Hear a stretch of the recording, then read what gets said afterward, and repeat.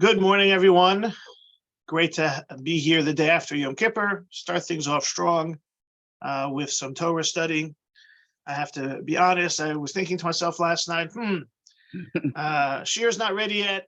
It's tomorrow morning. Yom Kippur just ended. Let's, maybe forego a little bit. But then I said, no, come on. If the last thing I said before Neela started was let's keep going, or keep moving. So here we are, we're gonna move a little and study some Torah. There are sources in the chat.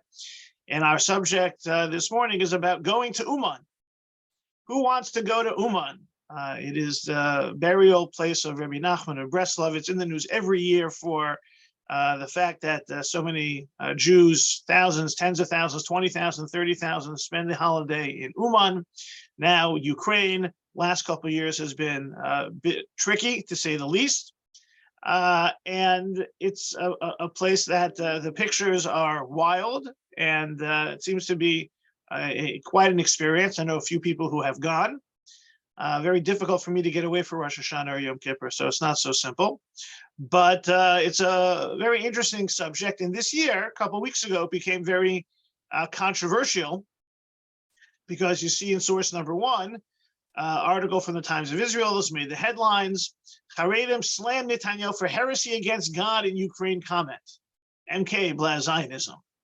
And what happened was Prime Minister Benjamin Netanyahu elicited outrage in Haredi circles Sunday after saying in comments intended to dissuade religious Israelis from traveling to Ukraine this weekend that God has not always protected us, not on European soil and not on Ukrainian soil.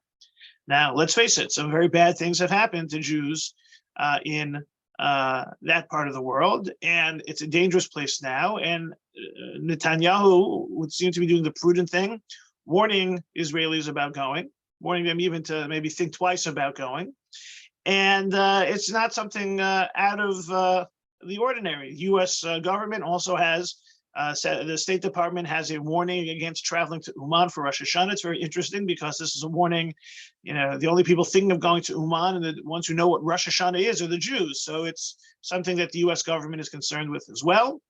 But the remarks appear to spark a coalition crisis, featuring some of the most strongly worded infighting since the current coalition was formed in December. The premier made the statement as a warning to the public against participating in the annual pilgrimage to Uman in Ukraine over Rosh Hashanah amid the ongoing war there.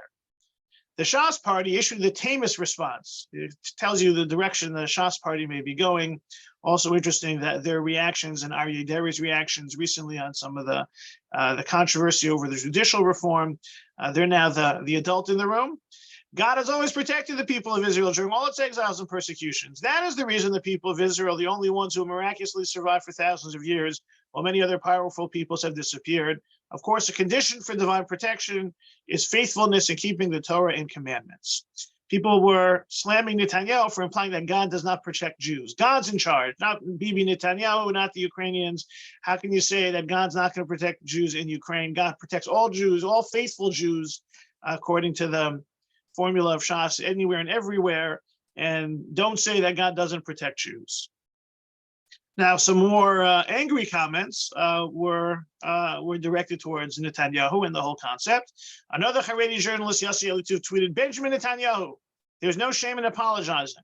By the way, a Jew who laced tefillin from time to time would not have fallen to such grave words of heresy.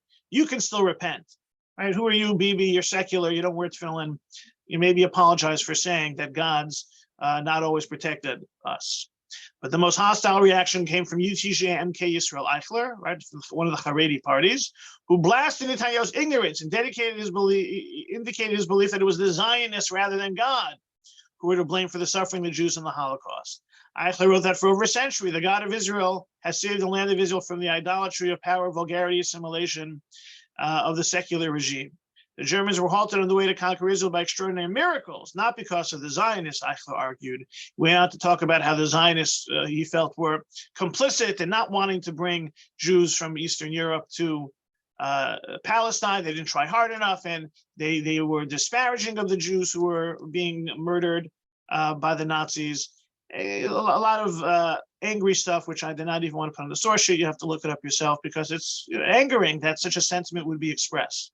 No, no, no, no. It's you, Netanyahu, and the Zionists who are the anti-God, and that's why we have no protection. And it's just emblematic of a lot of the infighting that we have, or in the state of politics, where these are the statements that win points one against the other.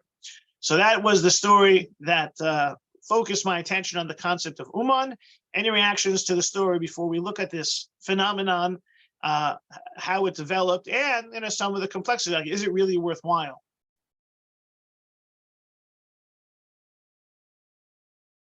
I think I've read somewhere they're thinking of moving the grave to Israel. So there have been suggestions. We have to understand. Look, Rabbi Nachman of Breslov was a very charismatic leader. He was really one of the forces that shaped the whole concept of the tzaddik, of the Hasidic Rebbe, as having an eternal connection with the Hasidim, as well as having the role of coming close to the rabbi and being in the presence of the rabbi, and even after the rabbi's death. There's a lot of that in his teachings and in his legacy. It has been suggested, why should we go to Ukraine all the time, and why not bring his body to Eretz Yisrael? We know that Rabbi Nachman himself tried to move to Israel. He made it as far as Turkey, then turned back. Doesn't seem like it's realistic. It's kind of, it's also an interesting concept and even a question. How do you go about doing that? Right? Who's responsible? Does the state of Israel reach out? Who is it? The rabbinate? Who kind of decides? Remember, the Breslov Hasidim had no future Rebbe, right? They were referred to as the Tota Hasidim, from Yiddish for dead. They're led by the dead. So who makes the call? For something like that, that would be a fascinating concept. We'll definitely have a share on that if it comes to pass. For the next class. And they also, the description of it's like Simchas Torah. They get drunk there. Right. So there's not always, what's the behavior. They used to have those, shows, boys behaving badly, girls gone wild. Right? You put a lot of, testosterone and enthusiasm into a space, and you don't have much supervision or, the calming influence of family life, and it could, sometimes get a little wild. And that's usually, you hear about the arrests or drugs.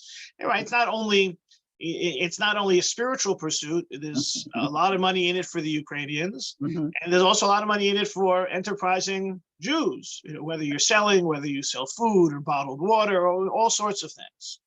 And all these families don't mind that the tati goes off and leaves them for Russia. So maybe we'll return to that idea a little bit more. There may be religious value in spending the holiday with the rabbi or the rebbe, and how that influences family life. You have other holidays, and who says it has to be the same one every year? But there does seem to be some level of a culture, of a practice of this type of visits to the rebbe, which could lead to families not being whole for all of the holidays. But we'll circle back to that as one of the halakhic issues to discover. So, where does this all come from? So, Rabbi Menachem Levine has an article, it's found on Aish.com, where he talks about that Rabbi Nachman felt, Rosh Hashanah is my whole mission. I cannot understand how it is that if my followers really believe in me, they're not careful to come to me for Rosh Hashanah. He elaborated that during the year, he couldn't always help those who approach him, but on Rosh Hashanah, he could help them achieve greatness they were capable of. When one of his students commented he preferred to visit the Rebbe after Rosh Hashanah, when there would be more space to eat, pray, sleep, the Rebbe replied, whether you eat or don't eat, whether you sleep or don't sleep, just make sure to be with me for Rosh Hashanah, no matter what. Right? And the Breslover tradition is filled with this type of discussion of the importance of coming to Rabbi Nachman for Rosh Hashanah. I saw something else, I never heard it myself, and during the month of Elul at the Kotel after Lecha Dodi, they continue the tune to the words Uman, Uman, Rosh Hashanah, Uman, Uman, Rosh Hashanah. The idea that they're getting ready. Maybe they're psyching themselves up. Maybe they're praying that they, find the wherewithal or a place to stay. It really is something that takes over the soul for some people to be there. They joke some along the lines that Elul, which we talk about as an acronym for a whole bunch of different sentiments, is we talk about it being Ani L'Dodi V'Dodi Li, a relationship with God. They say Ani L'Uman V'Ishti L'Bayit. I go to Uman and my wife stays home, or I go to Uman and my wife goes to her parents' home. Along those lines.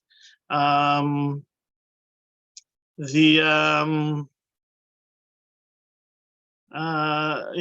that's the that's something with regards to the the excitement that builds for for this journey. And it was there's the tradition. This is Rav Nachman himself who made this who built this up as the time to go. So what are some of the objections besides like Carla mentions, families not being together? So one of the objections may be, what about if going from Israel to Uman? Right, if you're in the diaspora, you're in the diaspora. Maybe go to a better place. Interestingly enough, we're coming up on Sukkot. We know we sit in the sukkah, we eat in the sukkah when we can throughout the holiday, but then comes Shmini Atzeret, 8th day, right? Shmini Atzeret is in the diaspora to some extent part of the Sukkah's holiday, but it's also Shmini Atzeres. And the Gemara says, the Talmud says that Meitav Yatvina Bruche Lo Mevarchina. When it comes to Shmini Atzeret, those in the diaspora eat in the sukkah but don't make a bracha. And lots of people have different practices about this, even though it's very clear in the Talmud what we're supposed to do. Eat in the sukkah but don't make a bracha. People eat there in the night but not the day but not the night. They make kiddush there, go inside. They eat dessert there only. Now, how did these various practices come about? So a number of suggestions are made. You can look at in the Aruch HaShulchan, for example. Rabbi Chil Michal Epstein, community rabbi in Navarro, turn of the 20th century, points out that, look, especially in northern climates, most of European Jewry, they're in a place where there's not as much, where it's pretty cold, and people, did their best and worked hard to stay in the sukkah during Sukkot. But come on, this is not really Sukkot anymore. So they took advantage of the opportunity to stay out of the sukkah now. Now they're out of the sukkah because that was now it's time. We understand that sometimes it's a struggle to be in the sukkah, and so therefore lots of European Jews took advantage of the fact that it's cold. They struggled and they braved the elements for the 7 days of Sukkot, but not Shmini Atzeres. One suggestion has been given sociologically that what happened is that during this month of Tishrei, so many Hasidim would visit the Rebbe, and there wouldn't be a sukkah big enough to hold everybody. And therefore, the practice developed for more and more people to eat outside the sukkah. So, for example, the Rebbe lives in his hometown, right? Lublin. Lublin's a big city, it doesn't work the same way. It might be more sukkahs, but Breslov's a small town. If people who live there have sukkahs, the thousands who come don't have sukkahs as easily available. So some go, some don't go, right? The Rebbe, to greet all of the Hasidim who gather for the holiday, isn't able to host everything in the sukkah, right? Today, you go to Borough Park during Simchas Beis HaShueva, they have these huge structures, that hold thousands of people. They didn't have that then. And so it shifted, or it kind of pushed people out the door of the sukkah for Shmini Atzeres, and that practice continued even if the Hasidim weren't visiting the Rebbe, and communities just developed the practice of not eating in the sukkah on Shmini Atzeres. I think that a lot of this relates to Rabbi Soloveitchik's explanation of the subject. The Rav says that the Talmud concludes, Mesav Yasvinan Bruche Lo Mevarchinan. You sit in the sukkah but don't make a bracha. Once you're not making a bracha, then the mitzvah loses its importance. Right? If it was really important, I should make a bracha on it. And we do recognize saying a bracha on rabbinic initiatives and rabbinic enactments. The whole second day of Yom Tov, we say brachas. Right? Imagine if we didn't say bracha on the second day of Yontif. It would be very interesting how that would have proceeded halachically in terms of keeping a second day of Yontif. Everyone says, well, we should get rid of the second day of Yontif now that we know when the date is. Well, the Talmud says very clearly, this is minhag avoseinu biyadenu, this is our practice. And it's not only our practice, we've ritualized it and sanctified it with making a blessing over all of our mitzvahs that day. So it's harder to unravel or take back when it comes to eating in the sukkah on Shmini Atzeres. There's no bracha. So that may be the concept that allowed the eating in the sukkah on Shmini Atzeres to become less entrenched. But certainly there's a Hasidic element, historical element of so many Hasidim being in places and sukkahs not being as available because they're visiting their Rebbe. But from a halachic perspective, what about leaving Israel to go to Uman?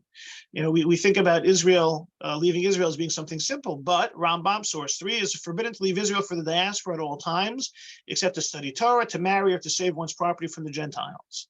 After accomplishing these objectives, one must return to Eretz Yisrael. The Rambam goes into qualifying and giving some specific examples of these situations. But essentially, there is a mitzvah to stay in Israel, to live in Israel, and not leave Israel.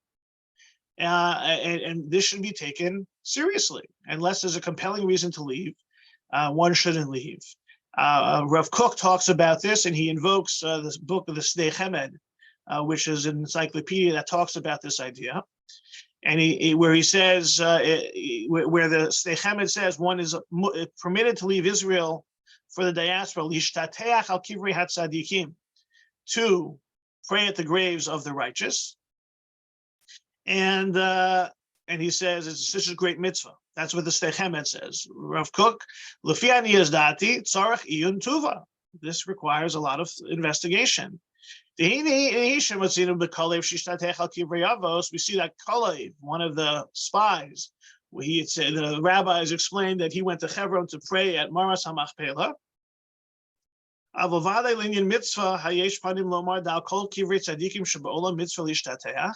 Really, is a mitzvah to go around the world to all of the righteous graves? I shouldn't say this. Lots of holy and pure people. Right? The original, the OG, the holy ones are in Israel. We have all the Kivrei Tzadikim. Right, so it's in Israel. How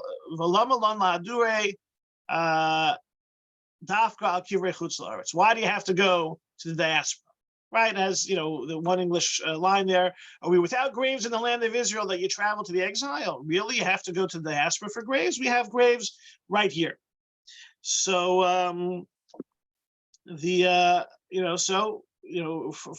for Rav Kook, it's problematic to go to leave Israel to go to the graves of the righteous.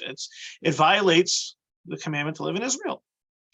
Right, Rav Shlomo Aviner has an article about this in different places. It was Machon Meir published it back in February. Ratzu Yehuda Cohen Cook, head of the Merkaz of Yeshua in Jerusalem, would add, Baruch Hashem, there's no need to leave the land of Israel to study Torah. There are an abundance of women available to find here, and a livelihood can readily be obtained. Right? The Rambam gives a couple of conditions. Okay, maybe once upon a time that was the case, but certainly not in 21st century startup nation. There's plenty of things plenty of ways to stay in Israel without having to leave. Rav Shmuel Vosner, in his response to Shevet Halevi, has a little bit more of an expansive view, right? And because he says, people should go and have in mind to return. B'dato lachzor. If you have intent to return, also let's say shalol l'tzorach cloud. You can't go for no reason. Al b'tzorach kol dehu lo gazru. There's no if there's some reason kol dehu, even a little bit, we can excuse them going. Ubitiul, what about a trip? Al pisvar lo nikra tzorach. A vacation is a vacation. It's not a necessity. We call makom im hochim l'zman bu'atz ma'od. If you're going for a short period, le'oz pilei hateva shel yotzer b'reshis baruch hu, to see God's creations.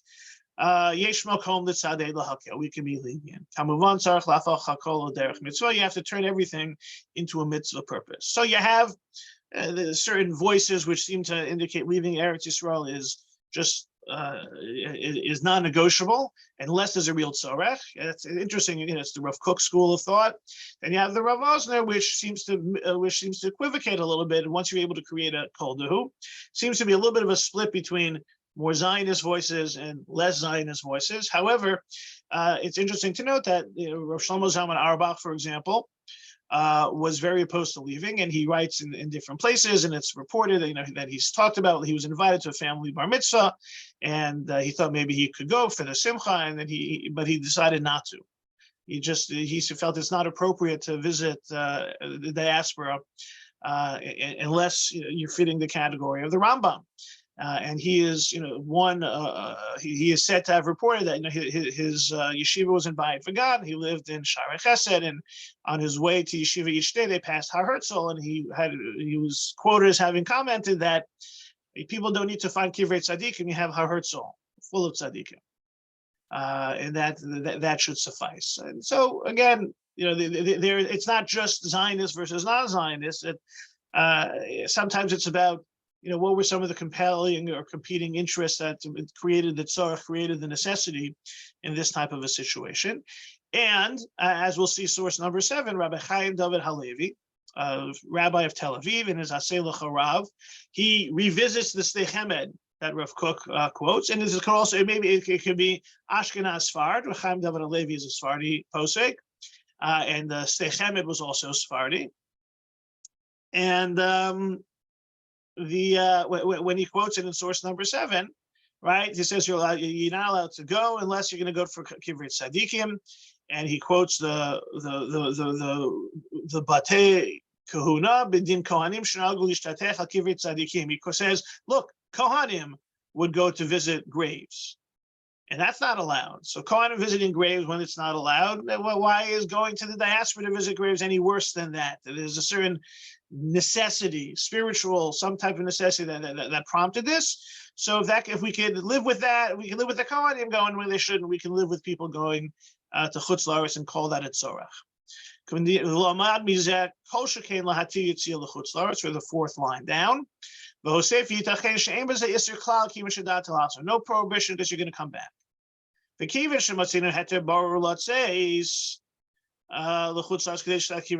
Once you're allowed to go,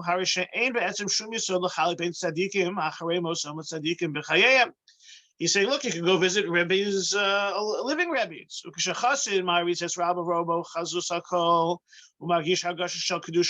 Person in a chassid values their Rebbe and sees so much in him and feels so connected to his holiness and purity. Why should he not visit him in the diaspora? Even if he's not his Rebbe in learning, right? Because it talked about, the Gemara says you're allowed to you should visit your rabbi for the holiday. Gemara was talking about visiting the rabbi. Was thinking more localized. But even further, since we're seeing that there's a mitzvah here, it can't be considered wasting money. Like you wonder, you're spending thousands of dollars to go. Isn't that a waste of money?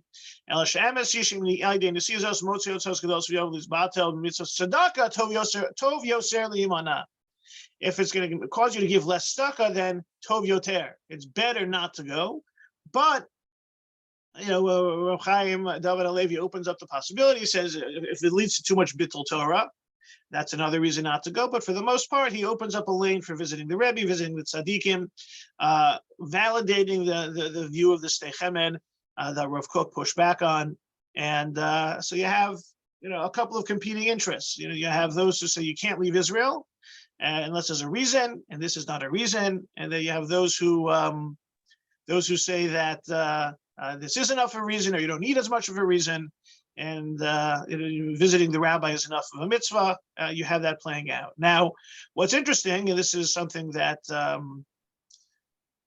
Rav Aviner quoted, but the English is quoted by Rabbi Ari Enkin in a recent article in the Jewish press on the subject, that Rabbi Nachman of Breslau's strong and clear wish was that on Rosh Hashanah, the Jews of Eretz Yisrael who were fortunate to dwell in the king's palace not travel to Uman, because in Eretz Yisrael the light of the tzaddik shines powerfully.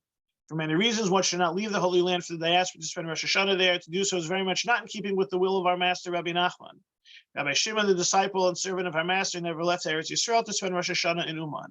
Our master, Rabbi Natan, went to Eretz Yisrael, even though he knew by doing so he would probably forfeit the opportunity to spend Rosh Hashanah in Uman, and that is indeed what occurred. From this we derive that Eretz Yisrael overrides Uman. Right? This is from a pamphlet, Rosh B'nai Yisrael, that talked about Rosh Hashanah, and basically it presents a competing worldview that you don't have to be in Uman. And there are Breslover Hasidim who don't go to Uman, and there's Rosh Hashanah celebrations in Israel as well.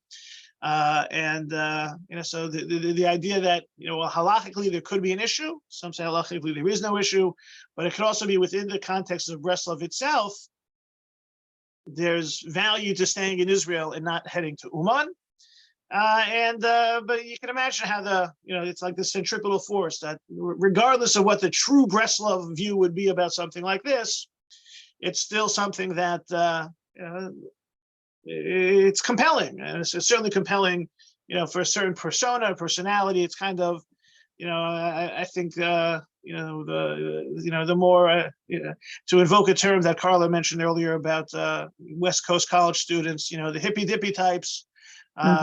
In this type of mindset will find themselves very interested in heading to Uman, finding the views that would see this as somewhat of a mitzvah or even fully a mitzvah, the way Reb Chaim David HaLevi presents it, and not use anything to slow them down. And others will try to point out the value of Israel, the value of Yontif with the family, other types of competing interests. And ultimately, we see how the decisions get made. Not every Jew goes to Uman, but a whole bunch certainly do. Just take any questions, comments, reactions before just responding to the article. That's very comical what she said. As a mother whose child repeatedly goes there, and we tell him you're crazy, and in fact, it confirms Dana Horn's, whatever her name, Dara Horn's book, People Love Dead Jews. It's like really an obsession. It's nice of you to call it compelling, but it's an obsession. And the Yerida is even further from the United States. You go to or else you can go to Muncie and have a Rosh Hashanah there and kind of have a what do you call those things? The retreats. But right. It's just inexplicable. Right. Except look, I think that on some level, the connection between Chassid and Rebbe is inexplicable to one who's not a Chassid. Well, there's no Dusiach. The Rebbe right, is right. Rebbe, yeah. Look, that's a whole separate conversation. But just that's the charismatic figure of the Rebbe and the role that the Rebbe plays in the life of the Hasidim. Look, I don't think everyone who goes to Uman is a Chassid. There's something, there's like a Burning Man, there's a countercultural aspect to it. I thought it was either an article in the Times or the Journal recently that talked about people going and what they tried to get out of it and the like. I think it was the Times, because I remember thinking to myself that this was pretty straight article as opposed to presenting it in bad or good lights. Also, just what's going on. Also, these few years were almost an absurdity politically as to what was going on, and the danger is sort of not taking into consideration, war right. is going on. Well, that brings to mind, that where we started with in terms of Netanyahu's comments that God doesn't always protect us, and the pushback that he received as in some very terrible statements, and there were a lot of the pushback to some of those really painful comments that were made by some of the Haredi politicians. There was pushback from all corners of the community. Netanyahu saying Jews should be protected and not go to Uman, and this one Haredi MK saying, well, no, it's you who are the ones who are more dangerous to the Jewish world, the Jewish people, than those going to Uman. It is, thank God, it hasn't really been much of an incident. Didn't bomb it that Ye- day. Right. I don't want, Could have put it this been way, I don't want either side to be right in this case. I don't want BB to be right and then not to be protected. And I don't want to follow through the conversation about who's to blame for the Holocaust either. Nobody wins in these situations, but it's just, unique how it has, risen to this level. And But that was wouldn't something, you- that was something that was responded to. Rabbi Scott Kahn, it was an op-ed or a blog on the Times of Israel. That just commented that, really like the absurdity of the situation. And source number 9. But When a secular prime minister who does not observe Shabbat or keep kosher supports following the Torah commandments of Vachai Bahem and repeats the theology of divine hiddenness that we publicly read a few days ago in the last parshas of the year, while those who claim to represent a religious worldview argue that words of Torah are absolute heresy, and religious journalists and politicians state that the book of Deuteronomy and history's clear verdict are not authoritative, instead advocate a shallow theology that violates Torah norms and thoughts and puts people's lives in danger, we've begun to learn that merely claiming allegiance to the Torah has little or nothing to do with actually following God's word. It has little or nothing to do with representing authentically religious viewpoint. It has little or nothing to do with being a true servant of God. Superficial theology and dangerous interpretations of the Torah remain the work of Elie Wiesel's devil, no matter how large the kippah or black the hat worn by those who advocate them. There's, who's speaking, who claims to speak in the name of Judaism. And it's almost as if that since Netanyahu doesn't fit the right mold to be able to invoke Torah concepts, then he must be actually, absolutely wrong. And the counter arguments are also even wronger. And so it's, again, this was a side drama to the actual visit, but I think that, the visit itself, represents a certain statement about the contemporary Jewish scene, in addition to, again, like Rosie mentioned, the role or the influence that the Hasidic mindset has on the follower and disciple. And I think that, it certainly snowballed. This has gone from a place that, even within the Breslov philosophy, Hasidus itself might not necessarily be so strong. Certainly, though, visiting from Israel, and the majority of those in Uman are visiting from Israel. So it highlights, that you claim that Bibi is inauthentic, can't speak religiously, but here you have a whole Uman phenomenon that thousands of his participants are not really necessarily following Breslov itself, and how a lot of what we see today is a little bit of an artificial, additional element of the philosophy, put over the top. And how that can that can take over and can become the dominant way of thinking and the like. Well, if it were not a Rebbe, wouldn't, if it were in the non-Jewish world, we'd say it's a cult following, right? Sort of blindly following. And right, look, I think that also it's a business. Listen, right, it's business. The airlines make money, the vendors make money. Look, there's clearly that element that drives it, and maybe the fact we live in a consumer culture, maybe it's more that than than authentically religious feelings and the like. You talk about cults. Look, is religion by definition a cult? I still remember they used to joke, growing up, NCSY is not a cult. That was, the kind of the refrain, jokingly, but, Right. sometimes people get, dragged in. And I think that I'm not so sure it's so much a cult, other than extreme behavior that, borders on that with a lot of those other influences in people looking for meaning, and the economics of it, and the advertising for it, and the searching and the meaning, and, and the like. It's a complicated ball of wax. Greetings, pilgrims. Your search has ended. There are so many other ways to do it. It's a Peter Pan thing, and it's more like a Woodstock, the way Carla said it nicely. Western United States. Like I said, I think I mentioned a few earlier, Burning Man. Yeah. There was the different types of personalities. There's, it's not only in the Jewish world where you see, in the Orthodox Jewish world where you see, this type of, off the beaten path behavior in an attempt to find meaning and purpose. Also, the problem is the wives are telling them to go for brachot. So, okay, so that again is not my area. That's a whole relationship issue. Yeah, There has to be analyzed from a whole bunch of different fronts. And look, you can say, What's maybe it's, in the intensity of the high holidays, it's better not to have the husbands around, or Simchas Torah. That's also a big one. But what's Burning Man? I don't really know what that is. Burning Man. Oh my God. it's out in the was it the western desert, and people spend days where there's not meant to be consumerism, and everyone is sharing. And this year it was in the headlines because it actually rained and everyone got stuck in the mud. I see. So they build their own homes. Everything is right. You have to come and build a structure to live in, and probably a lot of poverty. I'm sure maybe we'll cover Sukkot and Burning Man next holiday season. But for now, hopefully we move from the heights of Yom Kippur into the joy of Sukkot, and maybe the weather holds too. We won't be studying next week. We'll pick up after the holiday. And so I wish everyone a good year and a Chag Sameach. Chag Sameach. Thank you.